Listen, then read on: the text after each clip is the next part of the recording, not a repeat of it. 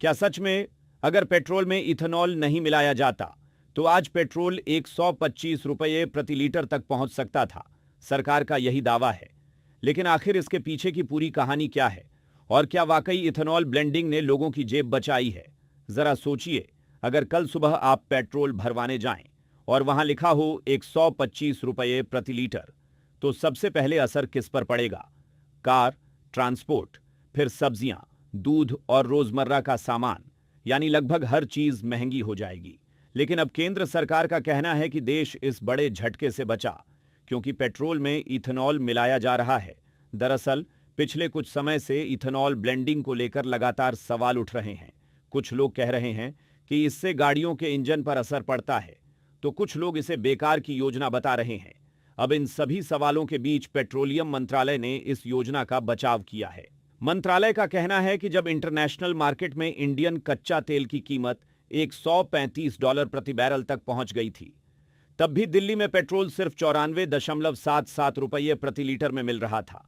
सरकार के मुताबिक इसकी सबसे बड़ी वजह थी पेट्रोल में मिला 20% इथेनॉल, क्योंकि इथेनॉल देश में बनता है और इसकी कीमत पहले से तय होती है। इसलिए कच्चा तेल महंगा होने का उस पर सीधा असर नहीं पड़ता। सरकार का दावा है कि अगर पेट्रोल में इथेनॉल नहीं मिलाया जाता तो उसी समय दिल्ली में पेट्रोल की कीमत करीब 125 रुपये प्रति लीटर तक पहुंच सकती थी, यानी लोगों को लगभग 30 रुपये प्रति लीटर ज्यादा चुकाने पड़ सकते थे। सरकार का कहना है कि इथेनॉल ब्लेंडिंग का मकसद हर दिन सबसे सस्ता पेट्रोल देना नहीं है।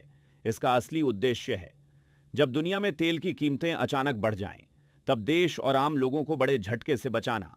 अब बात सिर्फ पेट्रोल की कीमत तक ही नहीं है। सरकार के मुताबिक इस योजना से अब तक देश ने 1.97 लाख करोड़ रुपए से ज्यादा की फॉरेन एक्सचेंज बचाई है।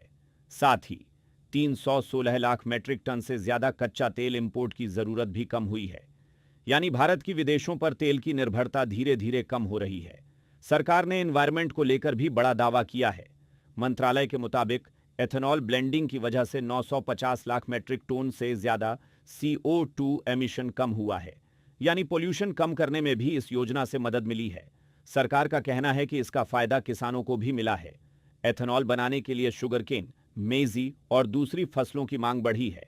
सरकारी आंकड़ों के मुताबिक किसानों और डिस्टिलरी इंडस्ट्री को अब तक 1.66 लाख करोड़ रुपये से ज्यादा का सीधा भुगतान किया जा चुका है।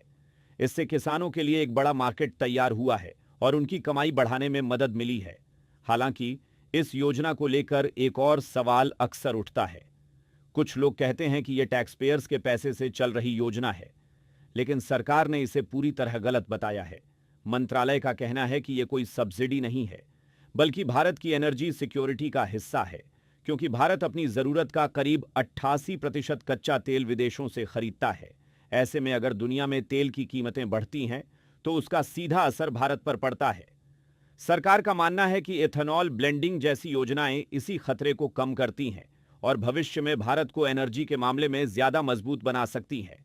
अब सबसे बड़ा सवाल, क्या सरकार का 125 रुपये प्रति लीटर वाला दावा पूरी तरह सही है या इस पर बहस अभी जारी रहेगी? आपकी क्या राय है? क्या इथेनॉल ब्लेंडिंग से सच में आम लोगों को फायदा हो रहा है या इसके दूसरे पहलुओं पर भी बात होनी चाहिए? अपनी राय कमेंट में जरूर बताइए। साथ ही और भी अपडेट्स के लिए जुड़े रहे।